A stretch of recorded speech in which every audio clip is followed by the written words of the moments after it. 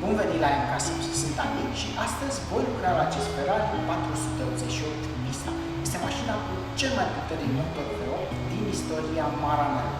Cu peste 700 de cai, această mașină imploră să fie condusă total și cere mai mult de fiecare dată de la piloții care o conduc. Și pentru a câștiga greutate în urmărirea timpului perfect, Ferrari a renunțat la sistemul audio, la scaunele electrice și chiar la sistemul de suspensie reglabilă ce permite ridicarea părții frontale atunci când este cazul. Dacă vă lipsesc aceste lucruri, să știți că le puteți găsi la modelul de bază Ferrari 488, surioara mai mică a acestei mașini.